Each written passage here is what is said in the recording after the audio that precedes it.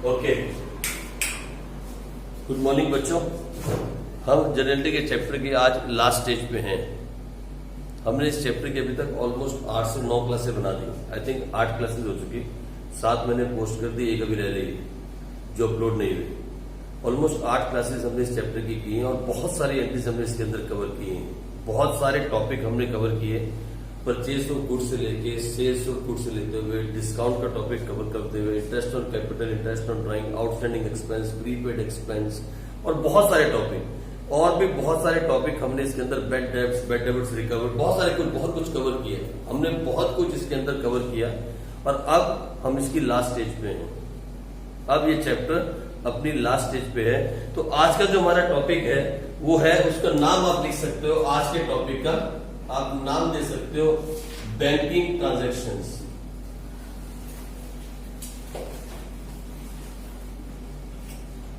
आप इनके बारे में अच्छे से जानते हो। बैंकिंग ट्रांजैक्शंस क्या होती हैं आपको मालूम है, ये एंट्रीज आपने बहुत बार की हैं, लेकिन इसके अंदर एक कंसेप्ट है, the concept of cheque in hand.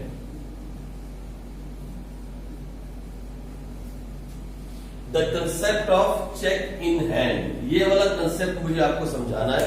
The concept of cheque in hand, बाकी सब कुछ आपको मालूम है, बाकी सब कुछ आपको मालूम है। मैं कुछ एंट्रीज का सारा आपसे ले लेता हूं, जैसे पेड इनटू बैंक। अगर एंट्री करनी हो paid into bank by opening a current account.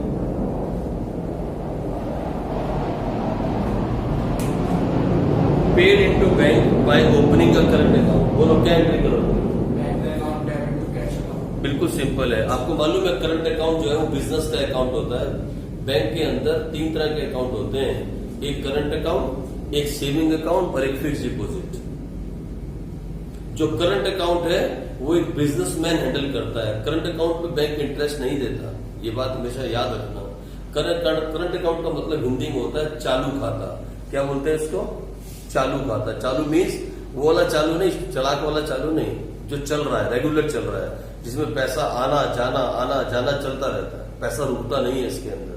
That is called current account. Current का फ्लो देखा है आपने कितना तेज होता है? ऐसे ही इसके अंदर पैसा आता है जाता है, इसलिए इसके ऊपर कोई इंटरेस्ट नहीं दिया जाता। दूसरा अकाउंट जो आपके मम्मी पापा खोलते हैं, जो जॉब वाले लोग खोलते हैं, that is called saving account. इसमें क्या होता है, आपके अकाउंट में सैलरी आई, जितना आपने यूज करना था एक बार आपने निकाल लिया।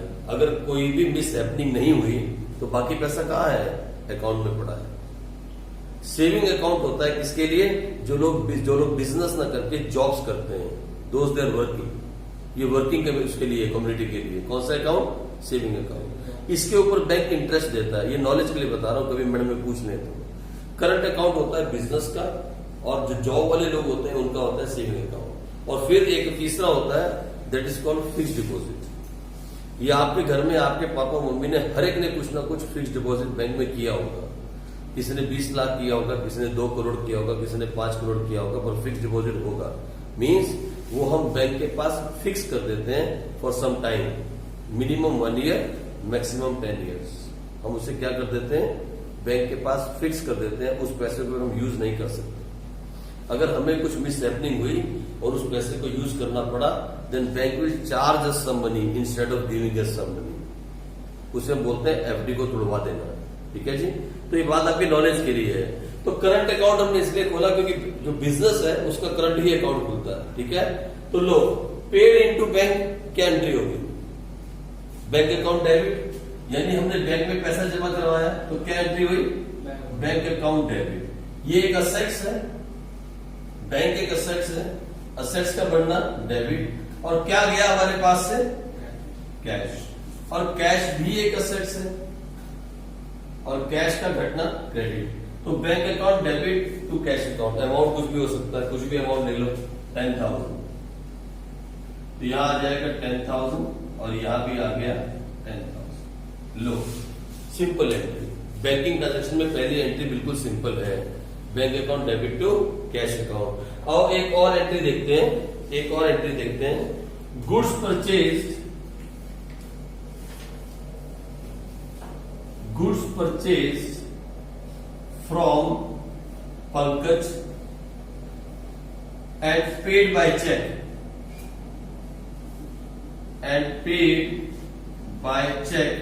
₹25,000। बोलो ना क्या एंट्री होगी?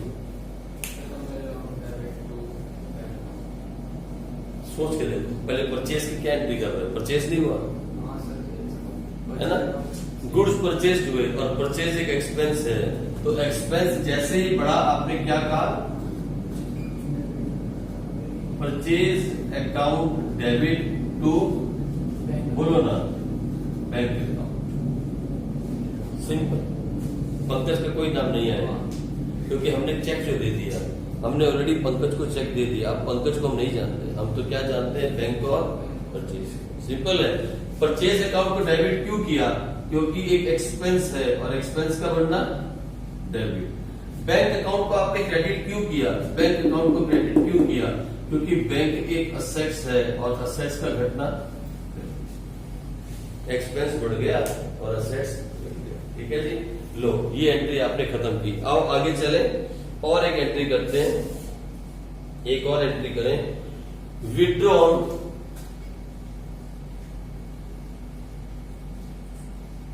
₹20,000 फॉर पर्सनल यूज।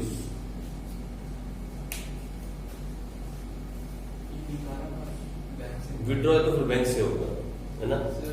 हाँ जी, कितनी सिंपल एंट्रीज है। मैं क्या सिखाऊं इसको?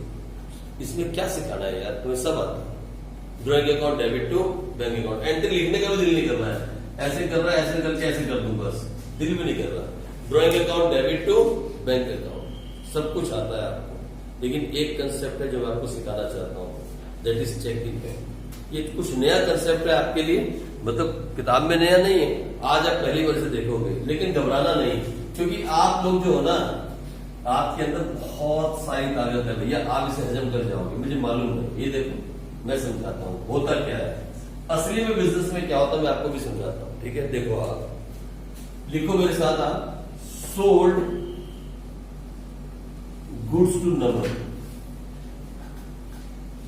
Sold goods to Naman ₹50,000 and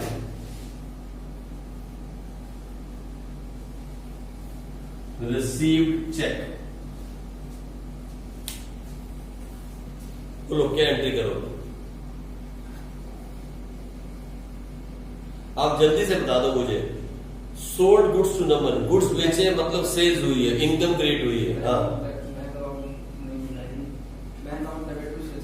आप बिल्कुल सही कह रहे हो। अभी तक जो आपकी सोच है उसके हिसाब से आप बिल्कुल ठीक कह रहे हो, यही कंसेप्ट है। देखो आपने एंट्री कही क्या? Bank account debit to sales account, यही एंट्री कही ना आपने।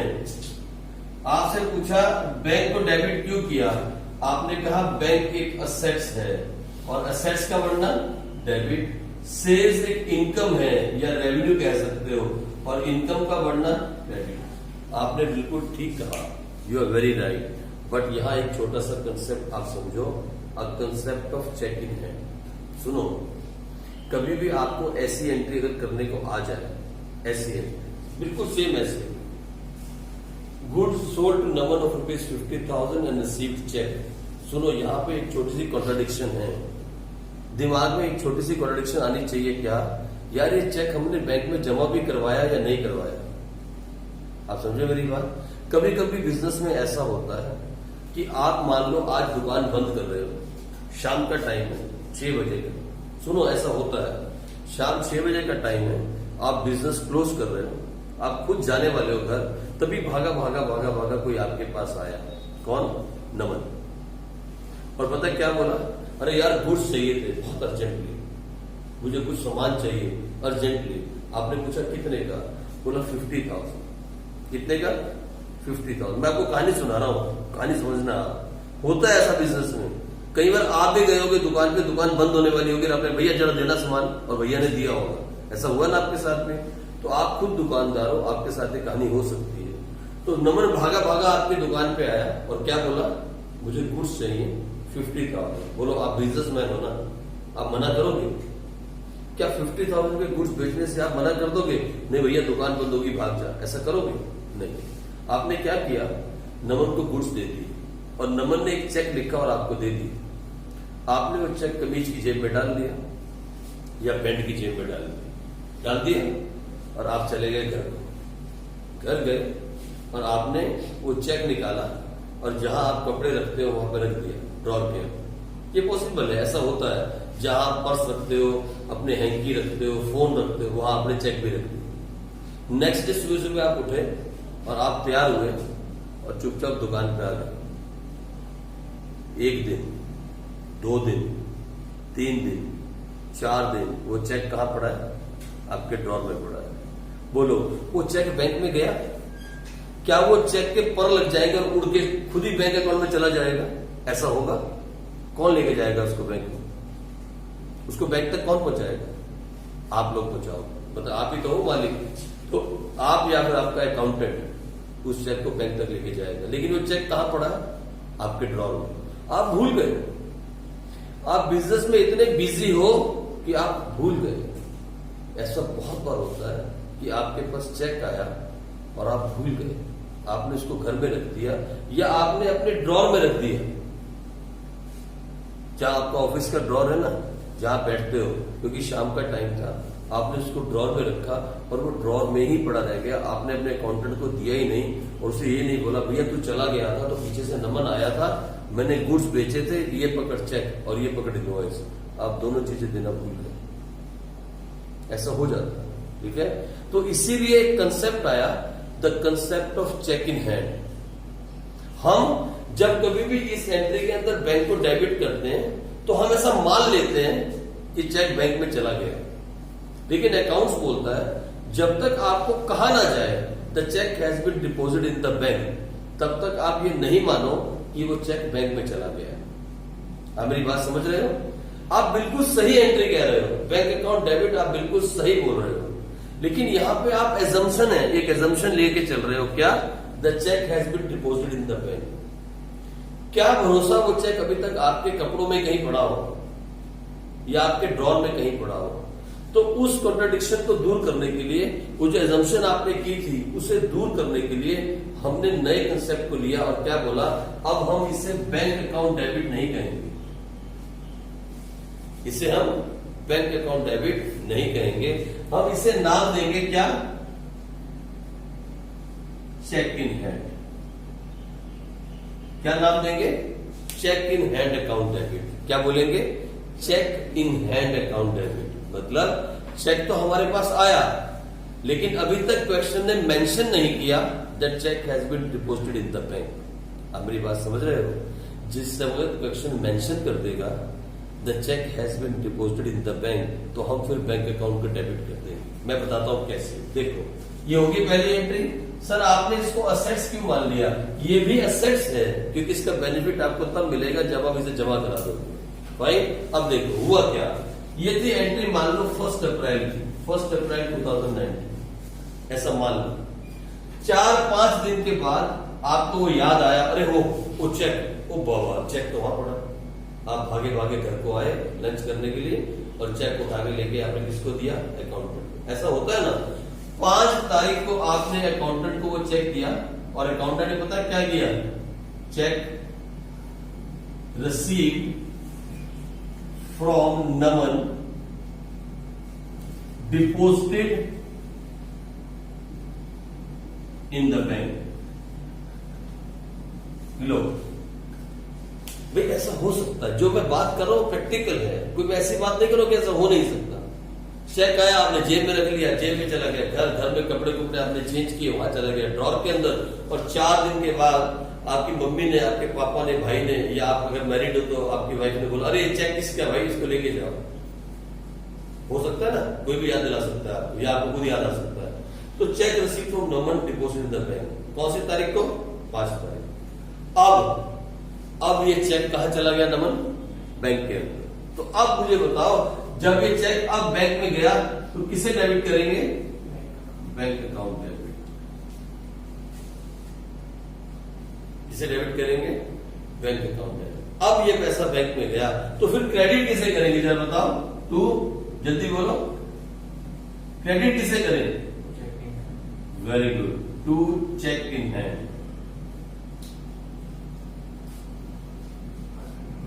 आई बात समझ? आप मेरी बात समझे? आप इस कंसेप्ट को समझे या नहीं समझे? लीजा समझे कंसेप्ट को आप? ये कंसेप्ट कहता है कि you do not assume anything yourself in accounts and that is very correct. You can not assume something which is not happened. आप एज्यूम्पशन नहीं कर सकते अकाउंट्स में। अकाउंट इज अ साइंस, ये एक साइंस है जो बेस्ड है प्रॉपरली प्रिंसिपल्स के ऊपर और रूल्स के ऊपर। You can not assume things in accounts. आप कैसे एज्यूम कर सकते हो कि चेक आया, नमन से बैंक में चला गया, जब तक लिखा नहीं, जब तक ये बात लिखी नहीं है आप ऐसा एज्यूम नहीं कर सकते कि ये चेक आया और सीधा कहां चला गया, बैंक में चला गया। इसीलिए do not assume anything in accounts. अगर लिखा है चेक रिसीव फ्रॉम नमन तो आप बोलो चेक इन हैंड। फिर अगर आगे एंट्री दी है that what check receive from Naman deposit in the bank, तो फिर आप बोलो बैंक में अब पैसा चला गया, bank account debit to cheque in hand. Fine.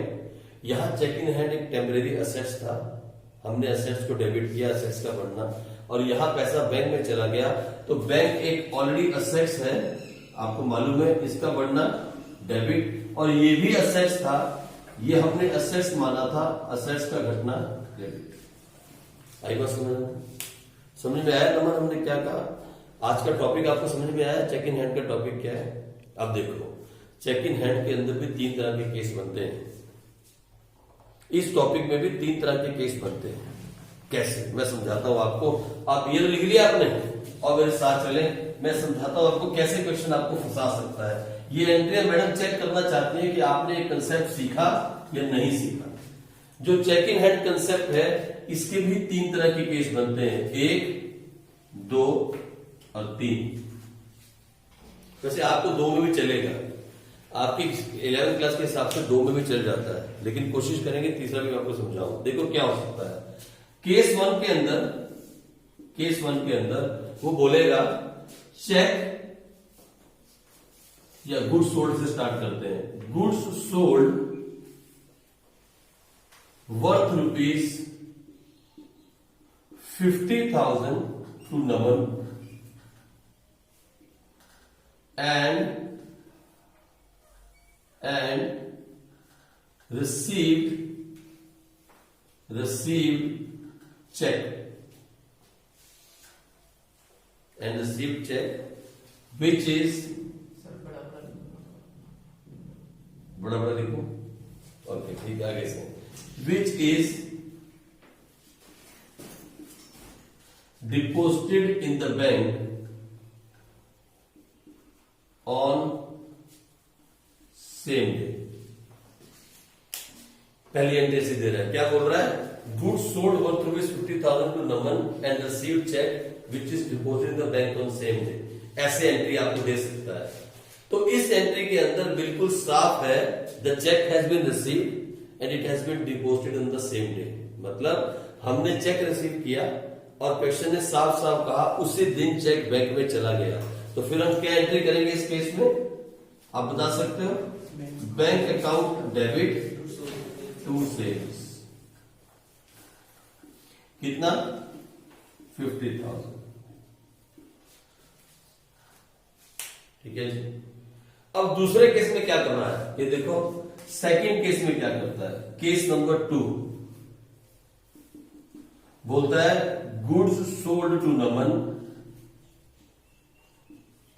Goods sold to Naman rupees 50,000, goods sold to Naman rupees 50,000 and received a cheque. एक एंट्री ये दे रहा है और कुछ दिन छोड़ के यहां दूसरी एंट्री देता है, रिसीव्ड चेक,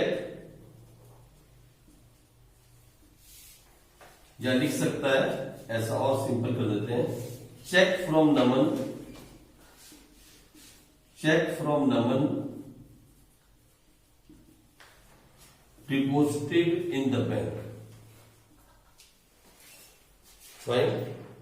एक बोलता है goods sold to Naman ₹50,000 and received cheque, और आगे 4-5 दिन के बाद सर कैसे पता लगेगा आगे एंट्री है नहीं, आपको चेक करना पड़ेगा। You have to cross check this thing कि आगे एंट्री दी है या नहीं दी। पक्का दी होगी, 100% वैसे तो एंट्री होती है, लेकिन एक ऐसा केस है जो आगे कराऊंगा टिपिकल, ठीक है जी। लो, तो ऐसा दिया और आगे एक एंट्री और दी है, तो लो इस केस में हम क्या करेंगे, हमने माल बेचा और हमें चेक आया, लेकिन वो चेक अभी तक बैंक में गया नहीं, तो हमने क्या कहा, cheque in hand account debit to sales. आज के बाद आप याद रखना, whenever you sell goods to someone और वो चेक अभी तक बैंक में नहीं गया, you always write check in hand account debit to sales, right? फिर 4-5 दिन छोड़ के, बीच में और भी ट्रांजेक्शन हुई होंगी, 4-5 दिन छोड़ के वो चेक कहाँ चला गया, अब वो चेक चला गया बैंक के अंदर, तो आपने क्या एंट्री की, आपने एंट्री की, यहां दिख रहा नीचे देखना, फिर आपने एंट्री की क्या, bank account debit to cheque in hand. लो, फिर आपने ये एंट्री की, ठीक है जी। एक तीसरा टिपिकल केस है, वैसे तो आपकी बुक में इन 2 केस में काम चल जाएगा 11th क्लास के हिसाब से, लेकिन एक टिपिकल केस और है, केस नंबर 3। लो, इसका तीसरा केस, आप भी ऐसे लिख रहे हो केस 1 2 3 बना के। तीसरा केस क्या है, तीसरे केस के अंदर बोलता है goods sold to Naman ₹50,000 and received a cheque. ठीक है जी, सिंपल है। सुनो मेरी बात, मैं सेम एंट्री इसलिए ले रहा हूं ताकि आपको समझ में आ जाए, ठीक है। यहां भी गुड्स बेचे नमन को, चेक आया और क्वेश्चन ने साफ साफ कहा क्या, डिपोजिट इन द बैंक। यहां भी गुड्स बेचे, लेकिन क्वेश्चन ने कुछ नहीं कहा, साइलेंट था, और अगले 4 दिन छोड़ के एंट्री लिखी थी, check receive from Naman deposit in the bank, ठीक है यहां पे। और इस केस में क्वेश्चन ने साफ साफ कहा क्या, goods sold to Naman and received a cheque, लेकिन नहीं बताया कि वो चेक बैंक में गया या नहीं गया। सुनो मेरी बात, गौर से मेरी बात सुनना प्लीज, गौर से दिमाग को सेंट्रलाइज करो, एक साइड पे लेके आओ, एक बिंदु पे लेके आओ और सेंट्रलाइज करके बात को समझो मैं क्या बोल रहा हूं। 3 केस हैं।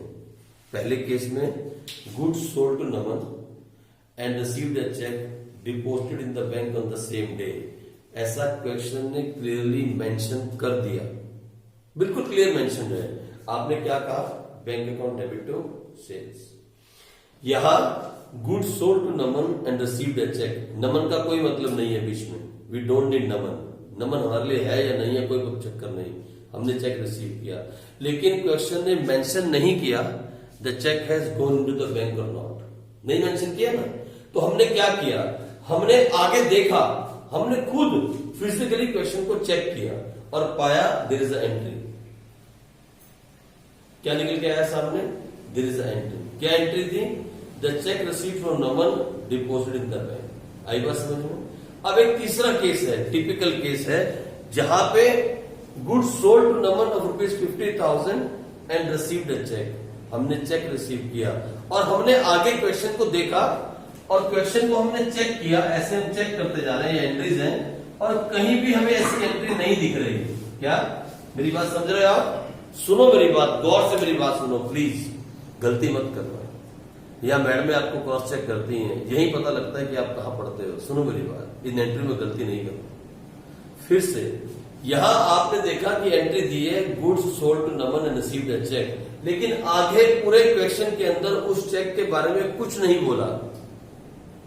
यहां बोला था और यहां नहीं बोला। अगर ऐसा क्वेश्चन आ जाए, ऐसा वाला केस आ जाए जहां हमने गुड्स बेचे नमन को और हमारे पास चेक आया और क्वेश्चन उसके बाद कंप्लीटली साइलेंट हो गया, पूरे क्वेश्चन के अंदर कहीं उस चेक के बारे में कुछ भी नहीं बताया गया, सुन रहे हो मेरी बात। तो इस केस के अंदर हम क्या करेंगे, देखो आप, इस केस में हम क्या करेंगे, bank account debit to sales account 50,000। अब देखो ना, सुनो मेरी बात, डाउट समझ में आया। 3 बातें बन गई, एक goods sold to Naman cheque receive deposit in the bank on same day, simple. चलो, goods sold to Naman, cheque receive but no information, but there is information in the question somewhere, 3 entry के बाद या 2 एंट्री के बाद या अगली entry कुछ है। Goods sold to Naman, cheque receive but no information in the question, तो हम सीधा बैंक में डाल देंगे। आप समझ गए ना मेरी बात? आप ये तीनों केस समझ गए? समझ आ गई? को समझ में आई तीनों केस? आपको समझ में आए तीनों case? These are the 3 cases which can happen when it's come to check received. ठीक है जी? जब हम चेक रिसीव करेंगे तो ये 3 तरह के केस बन सकते हैं। एक में क्वेश्चन साफ मेंशन करेगा, एक में क्वेश्चन साइलेंट रहेगा लेकिन आगे क्वेश्चन में कहीं ना कहीं मेंशन किया होगा उस चेक के बारे में, और तीसरे केस के अंदर सिर्फ हम चेक रिसीव करेंगे, गुड्स बेचेंगे, लेकिन आगे पूरे क्वेश्चन के अंदर कहीं मेंशन नहीं होगा। तो इसका मतलब ये हुआ, whenever you see a entry of check received and you have sold the goods, your first duty is to check the question. Before passing a entry, you have to read the question carefully. मान लो अगर 8 entry हैं, ये नहीं कि 20 entry होंगी, जो question paper में आएगा उसमें 8 या 10 एंट्रीज होंगी, 10 ट्रांजेक्शन। तो आपको उन 10 के 10 ट्रांजेक्शन को ख्याल से पढ़ना है कि जो चेक हमने रिसीव किया क्या वो सही मायने के अंदर बैंक में कहीं गया है आगे, या क्वेश्चन ने कुछ कहा है या नहीं कहा। अगर क्वेश्चन ने कुछ भी नहीं कहा, अगर क्वेश्चन कुछ भी नहीं बोल रहा, तो फिर ये वाला केस है। अगर क्वेश्चन 4-5 ट्रांजेक्शन के बाद कुछ बोल रहा है, तो फिर ये वाला केस है। और अगर क्वेश्चन साथ के साथ सब कुछ बोल रहा है, तो फिर ये वाला केस है। आप समझे? यानी इस वाले केस में और इस वाले केस में सेम बात हो गई, ये केस डिफरेंट हो गया। आप समझे? मैं इन दोनों केस को मिक्स नहीं करना चाहता था, फर्स्ट और थ्री को, ताकि आप कंफ्यूज ना हो जाओ।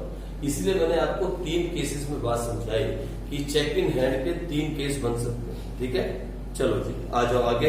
हो गया क्लियर चेक इन हैंड? यहाँ एक छोटा सा कंसेप्ट और है, इसी के साथ मैं आपको वो भी क्लियर करवा दूं। ये देखो, ये भी मैं आपको क्लियर करता हूं। देखो सुनो, जब कभी भी आप किसी को चेक देते हो या किसी से चेक रिसीव करते हो, तो आपको मालूम होना चाहिए वो चेक कहाँ जाता है। मालूम है कहाँ जाता है? क्या आपको मालूम है? ये देखो, जब कभी भी आप किसी से चेक रिसीव करते हो, ये नमन है और ये बिजनेस है राहुल। नमन ने राहुल को चेक दिया, फाइन। राहुल इसे दौड़ा दौड़ा कहां लेके जाएगा? मालूम है आपको? राहुल इसे बैंक में लेके जाएगा और क्या करेगा? इस चेक को बैंक में जमा करा देगा अपने अकाउंट में, खुद के अकाउंट नंबर। ठीक है, बैंक इस चेक के साथ क्या करेगा मालूम? बैंक इस चेक को भेजेगा एसबीआई या आरबीआई, छोड़ो हम नाम नहीं लिखते, हम सेंट्रल बैंक लिखते हैं, मीन्स आरबीआई। फाइन। बैंक इस चेक को क्लियरिंग के लिए, इसके लिए क्लियरिंग, क्लियरिंग मतलब होता है चेक पास होना है या चेक फेल होना है। बैंक इस चेक को क्लियरिंग के लिए आरबीआई में भेजता है, फाइन, जिसमें पूरा 1 दिन का प्रोसेस लगता है, 1 से 1.5 दिन का। फिर आरबीआई इस चेक को क्लियर करके वापस बैंक को भेज देगा और बोलेगा क्लियर। ठीक है, अब सुनो, ये प्रोसीजर होता है चेकिंग के साथ, चेक के साथ ये प्रोसीजर होता है। फाइन, पहले आप जमा कराते हो अपने अकाउंट में, वहां से जाता है आरबीआई, आरबीआई इसको क्लियर करता है, वापस भेज देता है, जो सेंट्रल बैंक होता है, आरबीआई या एसबीआई जो भी बैंक होगा। ठीक है जी, क्लियर हो जाए। हर एक डिस्ट्रिक्ट में एक होता है, हर डिस्ट्रिक्ट में एक बैंक होता है। ठीक है जी, अब सुनो मेरी बात, ये काम करता है क्लियरिंग करने का। ये वाला बैंक क्या काम करता है? To clear the cheques. लेकिन कभी कभी ऐसा होता है कि चेक जो है वो डिसऑनर हो जाए। मतलब नमन ने चेक दिया राहुल को, राहुल ने अपने बैंक में जमा कराया, बैंक ने आगे भेजा सेंट्रल बैंक को फॉर क्लियरिंग, और वो चेक ने जब देखा, बैंक ने चेक किया, बैंक पता क्या करेगा क्लियरिंग के टाइम पे? इसका अकाउंट चेक करेगा नमन को। इसके अकाउंट में चोरी का पैसा तो नहीं है, पहली बात। इसके अकाउंट में पैसा है भी या नहीं है, दूसरी बात। क्या इसके अकाउंट में सफिशिएंट बैलेंस है, तीसरी बात। क्या इसके साइन मिलते हैं, चौथी बात। क्या चेक पे डेट सही है, पांचवी बात। बहुत सारा कुछ चेक करेगा। क्या ये चेक जेन्युइन है, बहुत कुछ चेक करता है ये बैंक। चेक को क्लियर करने से, क्लियर मैंने पास, क्लियर करने से पहले बहुत कुछ चेक करेगा। इसके साइन मैच नहीं कर रहे हैं तो चेक क्या कर दिया जाएगा? डिसऑनर। बैंक में पैसा नहीं है, क्या हो जाएगा? डिसऑनर। चेक नकली है, क्या हो जाएगा? डिसऑनर। बहुत सारी बातें होती हैं जब चेक डिसऑनर हो जाता है, ठीक है जी। कभी कभी चेक डिसऑनर हो जाता है। डिसऑनर का मतलब होता है बाउंस हो जाना, उसे बोलते हैं बाउंस हो गया। यार चेक आया था, बाउंस हो गया, यार उसने मुझे चेक दिया, मैंने जमा करवाया, वो तो बाउंस हो गया, मतलब उसके अकाउंट में पैसे नहीं है। आपने सुना होगा ये बात कहते हुए कभी घर के अंदर, नहीं सुना तो मम्मी से पूछना या डैडी से पूछना, कभी कोई चेक बाउंस हुआ है आपका? वो बताएंगे हाँ बाउंस हुआ है, ठीक है। उसे बोलते हैं डिसऑनर। तो उसकी एंट्री हम कैसे करते हैं, आओ जरा देखिए फटाफट जल्दी से। लिखो आप सोल्ड गुड्स टू नमन। मैं आपको पूरी कहानी समझा देता हूं कैसे होगी। Sold goods to Naman ₹50,000, right.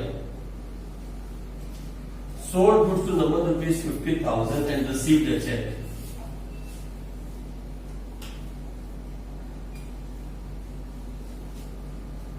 अब मैं देखता हूं आपका दिमाग कहां काम करता है। ये पूरा क्वेश्चन बना रहा हूं। मान लो ये हम कौन सी तारीख दें, मान लो 10 अप्रैल 2020। कुछ भी अज्यूम कर सकते हो यार, डेट तो कुछ भी ले लो, ठीक है, डेट दी हुई है। Second,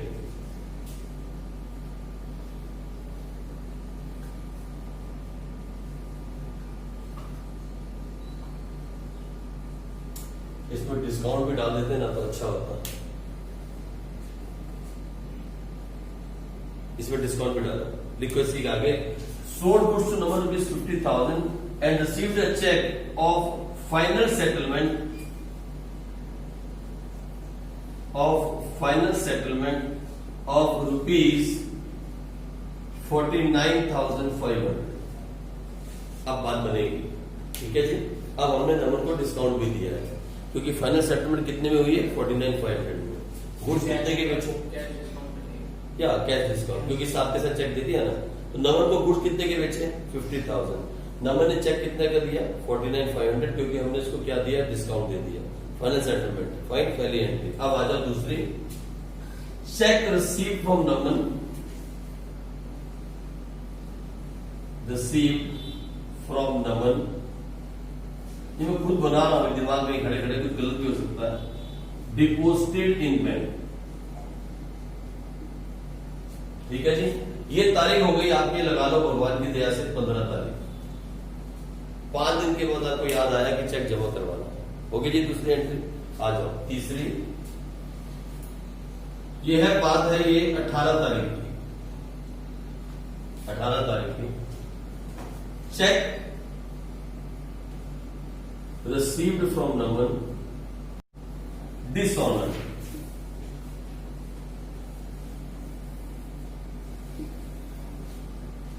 check received from Naman, dishonour, HONOURE, dishonour, ठीक है। सुनो ना, 10 तारीख को माल बेचा, 15 को चेक जमा कराया, 18 को चेक डिसऑनर हो गया। ये एक नॉर्मल बिजनेस में होने वाली बातें हैं जो हर रोज के हिसाब से होती हैं, राइट। तो लो 3 बातें मैंने आपके सामने रखी। अब कभी आप किसी से पूछोगे घर पे, पापा एक चेक को क्लियर होने में कितने दिन लगते हैं? पापा बोलेंगे बेटा मैं तो अभी गया, अभी क्लियर हो गया, साथ के साथ क्लियर हो गया। आपके सर ने गलत समझाया कि पहले वो चेक RBI जाएगा, फिर वहां से क्लियर होकर आएगा, क्योंकि 3 दिन लगते हैं clearing days. Minimum 3 working days needed for a cheque to be clear, ठीक है। लेकिन अगर आपके पापा ये कहें बेटा हम तो साथ के साथ चेक को क्लियर कर लेते हैं, तो मैं आपको बताऊं ऐसा भी होता है। पता कहा?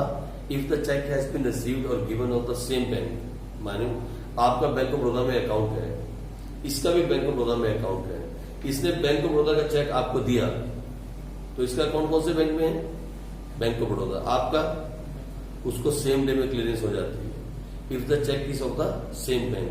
लेकिन मेरा अकाउंट SBI में है और आपका अकाउंट बैंक ऑफ बड़ौदा में है, और मैंने आपको कोई चेक दिया और आपने अपने अकाउंट में जमा कराया, तो उसको क्लियर होने में कितने दिन लगेंगे? Minimum 3 days. याद रखना, कहीं आपसे कोई पूछ सकता है क्वेश्चन भी कभी लाइफ के अंदर। If the cheque has been issued और received of the same bank, it take only single day to clear.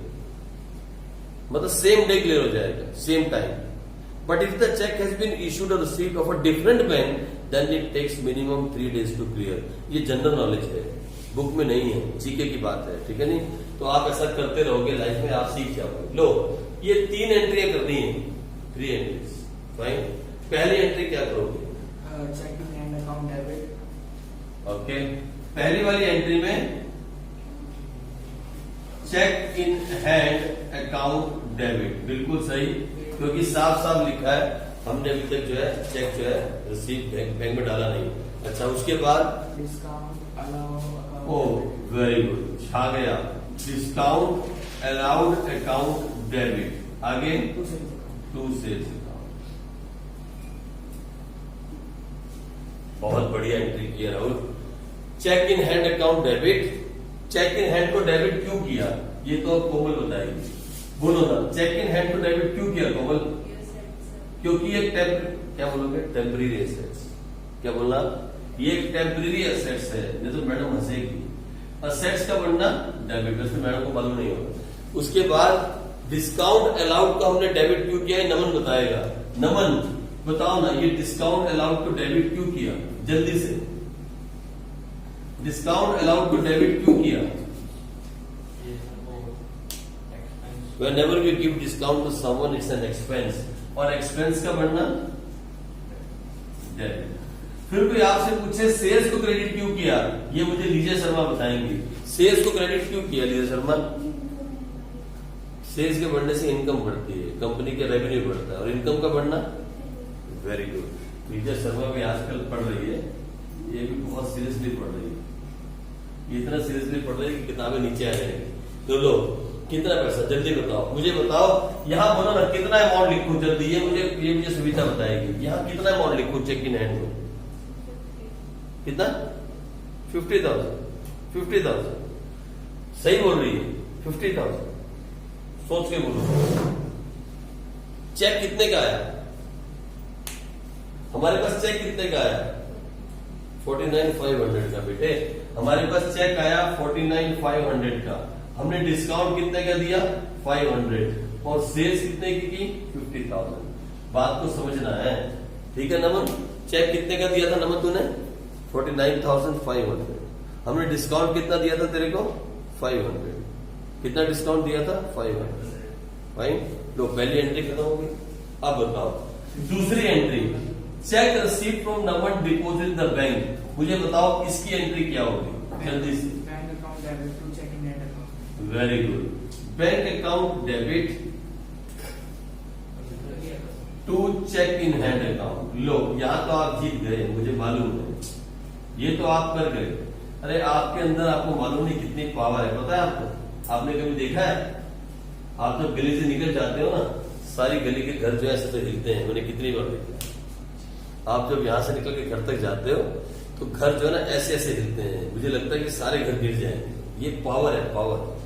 Vijay Sharma अगर जोर से ऐसे पैर मार देती है तो वहां गड्ढे पड़ जाते हैं. देखा तुमने? ये ट्राई किया है? यहां मत करना ऐसा, क्योंकि अभी यहां हो गया तो मुश्किल हो जाएगी. बाहर जाना. आज आप बाहर जाना, थोड़ी सी मिट्टी को खोदना और वहां कस के पैर मारना, आप देखना वहां गड्ढा पड़ जाएगा. ये पावर है आपका, ये आपकी नॉलेज की पावर है. और सड़क पे मत करना ऐसा. और अगर आपने सड़क पे किया तो गवर्नमेंट दोबारा सड़क नहीं बनाएगी, आपको पैरालाइज किया जाएगा कि आपने सड़क तोड़ दी. इसलिए आप जब चलो तो धीरे धीरे चला करो, जोर से पैर मत मारा, क्योंकि आप में इतनी पावर आ चुकी है. कैसे एंट्री आप कर रहे हैं मालूम है? ये एंट्री सीखने में बच्चों को बहुत टाइम लगता है, बहुत टाइम. ये देखो क्या एंट्री किया आपने? Bank account debit cheque in hand. बिल्कुल सही. जितने का चेक आया था बैंक में जमा करा दिया. लो, अब मैं देखता हूं अब किसमें पावर है. आ जाओ. ये देखो, मैंने आपको इतनी फूक पे चढ़ा दिया कि आप देखते हैं इसकी एंट्री क्या होगी. जिसने ये एंट्री सही कर दी, जिस किसी ने भी एंट्री सही की, उसको मेरी तरफ से 5 रुपए वाली चॉकलेट इनाम में मिलेगी. अच्छा, ज्यादा हो गई? अच्छा ठीक है, 2 रुपए वाली. अच्छा, कितने रुपए वाली चाहिए चॉकलेट? क्या हुआ? कोई नहीं, ठीक हो जाएगा. ऐसे ऐसे करो, ऐसे करके. हाँ चलो, 10 रुपए वाली डेयरी मिल्क चॉकलेट मेरी तरफ से. मैं सच्ची में कल लाके दूंगा. जिसने ये एंट्री सही कर दी उसको मेरी तरफ से चॉकलेट 100% मिलेगी. सर बोला था गोपालपुर में था, अभी तक आई नहीं चॉकलेट. क्या बोला था? गोपालपुर में मिलने वाली है चॉकलेट. किस बात पे? नंबर कहाँ पूरे आए थे? कौन सी बात पे थी? तो तुम मुझे याद दिलाओ. अगर मैंने चॉकलेट का वादा किया है तो साथ में साल बोला था. कौन से साल? ये नहीं बोला. लेकिन अब मैं वादा कर रहा हूं, कल जिसने ये एंट्री सही की उसको मेरी तरफ से चॉकलेट 100% है, 100%। बोलो, आप कोशिश करो, इस एंट्री को जिसने भी एंट्री सही कर दी उसको मेरी तरफ से चॉकलेट 100% मिलेगी, और कल मिलेगी, मैं वादा कर रहा हूँ। Cheque dishonoured account debit to Naman account. Cheque dishonoured account debit नहीं, आप फिर सोचो। देखो सुनो मेरी बात, जब आपने चेक डाला तो बैंक का बैलेंस बढ़ गया, आपने उसे डेबिट किया, अब चेक डिसऑनर्ड हो गया तो बैंक का बैलेंस घटेगा। अंडरस्टूड है, बैंक का बैलेंस घटेगा। तो इसका मतलब सबसे पहले एक बात तो क्लियर है, टू बैंक अकाउंट कितना 49,500, ये बात तो क्लियर हो गई। जब आपने बैंक में पैसा डाला था, when you put the money in the bank means cheque deposit in the bank, तो बैंक का बैलेंस बढ़ गया और असेट्स का बढ़ना आपने डेबिट किया था। और फिर आपने चेक इन हैंड को क्रेडिट क्यों किया था? क्योंकि चेक इन हैंड भी आपका टेम्परेरी असेट्स था, अब वो घट गया। बात समझ में आई? अब मुझे बताओ, जब चेक बाउंस हो गया, चेक डिसऑनर्ड हो गया, तो क्या बैंक में पैसा मिला? नहीं मिला। तो बैंक जो है वो डिक्रीज कर गया, बैंक का बैलेंस अब डिक्रीज किया। और बैंक एक असेट्स है, और जब कभी भी असेट्स डिक्रीज करते हैं तो हम क्या करते हैं? डेबिट। ये बात तो समझ में आ गई। डेबिट कैसे करूं? डेबिट कैसे करूं? नमन से पैसा दोबारा मांगोगे या नहीं मांगोगे? आप तो नमन की जान ले लोगे। अब तो नमन पिटेगा और पिट के पैसा देगा। सुनो मेरी बात, इधर मेरी बात सुनो। आप नमन से पैसा मांगोगे, ये देखो, सुनो बड़े गौर से देखना। You are going to ask money from Naman, Naman पैसा दे दे, नहीं तो तेरे तू तो गया। नमन अकाउंट डेबिट, हम नमन से पैसा मांगेंगे। लेकिन यहां एक क्वेश्चन है, सुनो मेरी बात, बड़ा इंपॉर्टेंट क्वेश्चन है, बहुत इंपॉर्टेंट। एक मिनट लिखो, बाद में, पहले मेरी बात सुनो, लिखने वाला काम बाद में हो जाएगा। इधर देखो, नमन से कितना पैसा मांगोगे? एक मिनट, क्यों? दोबारा सोचो, शांति से सोचो, बहुत सीरियस कंसेप्ट है, बहुत सीरियस कंसेप्ट है। सेंट्रलाइज करो, सारे काम छोड़ दो, इधर सोचो, इधर इस एंट्री पे अपना दिमाग लगाओ। नमन से कितना पैसा मांगोगे? 50,000 मांगोगे या 49,500 मांगोगे? क्यों 50,000 मांगोगे?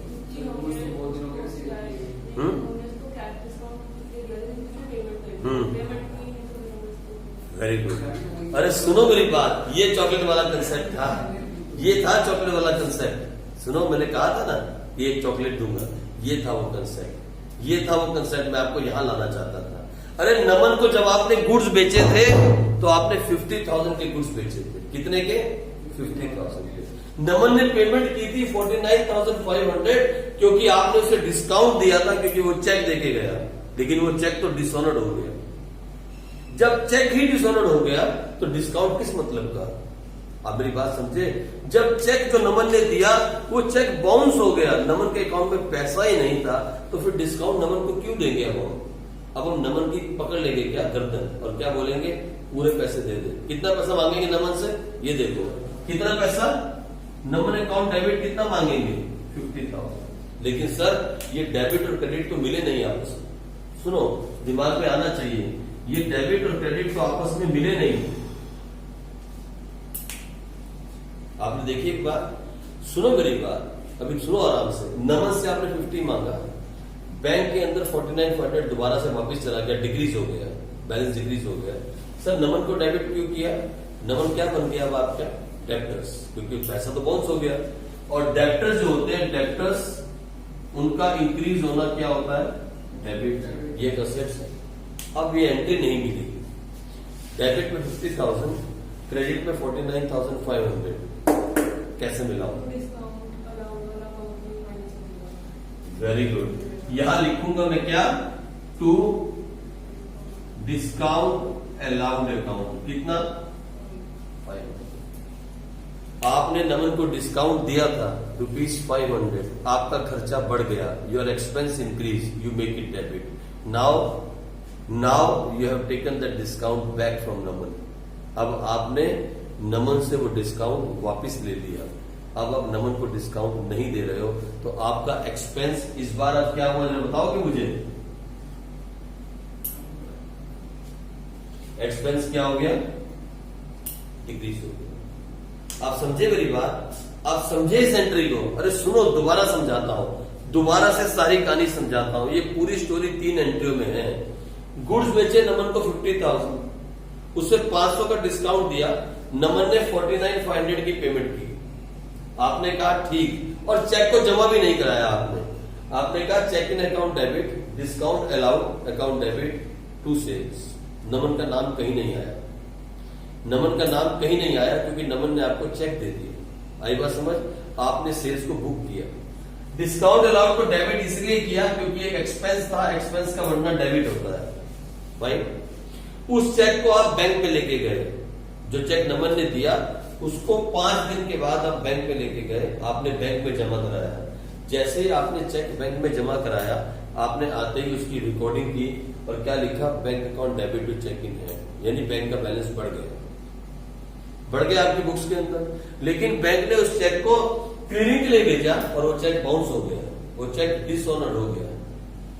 जब चेक डिसऑनर्ड हुआ तो कितनी बड़ी बड़ी बातें हुई। नंबर 1, बैंक का बैलेंस घट गया क्योंकि बैंक में पैसा आया ही नहीं। यहां आपने बैलेंस बढ़ा दिया था 49,500 से, अब बैलेंस घट गया कितना, 49,500, पहली बात। दूसरी, आपने पहले नमन से पैसा लेना था, नमन ने चेक दिया था, वो चेक का बाउंस हो गया, तो आप पैसा किससे मांगोगे, नमन से। यानी here Naman was not a debtor, now Naman has become a debtor, Naman has to pay this money. तो नमन को आपने क्या बना दिया, डेब्टर। यहां नमन डेब्टर नहीं था क्योंकि नमन कैश लेके गया, मतलब चेक देके गया, लेकिन यहां नमन को क्या बना दिया, डेब्टर। ये पैसा कौन देगा, 50,000 नमन देगा, तो नमन को आपने क्या किया, डेबिट किया। बैंक को क्या किया, क्रेडिट किया। लेकिन बैंक कितने से क्रेडिट हो रहा था, 49,500 से। नमन कितने से डेबिट था, 50,000। तो फिर 500 कहा गया, सर 500 जो हमने नमन को डिस्काउंट दिया था, जो हमने एक्सपेंस किया था, अब वो हम नहीं देंगे, अब वो हम नहीं देंगे। तो डिस्काउंट जब हमने दिया था तो एक्सपेंस बढ़ा था, अब हमने उस डिस्काउंट को कैंसिल कर दिया तो एक्सपेंस घट गया, और एक्सपेंस का घटना क्रेडिट। आप मेरी बात समझे, आप मेरी बात समझे क्या इस एंट्री को आप कर पाओगे, क्या ये एंट्री आप कर पाओगे। ये कंसेप्ट था हमारे पास बैंकिंग ट्रांजेक्शन के अंदर, cheque in hand and dishonour of cheque. आप इसे कह सकते हो, इस कंसेप्ट का नाम था डिसऑनर ऑफ चेक। जब चेक डिसऑनर हो तो इस तरीके से एंट्री की जाती है। ठीक है, हो गया खत्म। चलो, हमने बैंकिंग ट्रांजैक्शंस भी सारी की सारी खत्म कर दी। बैंकिंग ट्रांजैक्शंस खत्म हो गई, चेक इन हैंड का कंसेप्ट भी खत्म हो गया। जो कंसेप्ट हमारे पास बचा, ये देखो, ये सारे कंसेप्ट मैंने लिखे हैं कि कौन कौन से आपको करवाने हैं। ये सारे कंसेप्ट ऑलमोस्ट खत्म हो गए।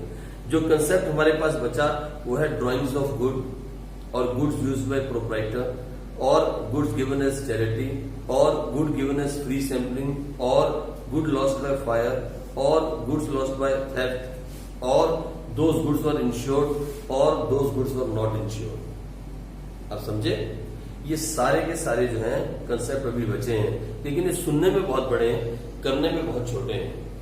ये करने में बहुत छोटे हैं। जब कभी भी कंपनी के अंदर आग लग जाए या कंपनी में चोरी हो जाए तो 2 बातें होती हैं, गुड लॉस्ट बाय फायर हो या गुड्स लॉस्ट बाय थेफ्ट हो, तो 2 बातें हो सकती हैं। एक, वो कंपनी ने इंश्योरेंस करवा रखा है, और दूसरा, वो कंपनी इंश्योरेंस नहीं करवा रखा। तो 2 तरह की कंपनियां होती हैं, एक जो अपने आप को इंश्योर्ड रखती हैं और दूसरी जो अपने आप को इंश्योर्ड नहीं रखती। फाइन, तो उन दोनों कंपनियों के केस हम पढ़ेंगे कल की एंट्रीज में, जब हम पढ़ेंगे गुड लॉस्ट बाय फायर। एक कंपनी को मानेंगे इट वॉज इंश्योर्ड और दूसरी को मानेंगे इट वॉज नॉट इंश्योर्ड। दोनों कंपनियों को हम पढ़ने वाले हैं कल के अंदर। ठीक है जी, ये हमारा कल का टॉपिक रहेगा। ये इंपॉर्टेंट टॉपिक्स हैं, आपको इसके अंदर मिसिंग नहीं करनी चाहिए, छुट्टी नहीं करनी चाहिए। कभी भी चलते हुए चैप्टर में I will request you all, कभी भी जब तक बहुत ज्यादा आपकी तबीयत खराब ना हो जाए और बहुत सीरियस प्रॉब्लम ना हो, तब तक कभी भी चलते हुए चैप्टर में, चाहे वो क्लास 11th हो चाहे वो क्लास 12th हो, अगर आपने छुट्टी की तो फिर आप दोबारा उस कंसेप्ट को कैच नहीं कर सकते। और ये क्लासेस रिकॉर्ड है, अगर आप इसे दोबारा से सुनोगे तो जो मैं आपको अभी पढ़ा रहा हूँ, जो बात मैं पढ़ा रहा हूँ, वही रिकॉर्ड हो रही है। ठीक है जी, आप इसे सुन सकते हो और दोबारा से समझ सकते हो। ठीक है, बाकी कल करेंगे बच्चों।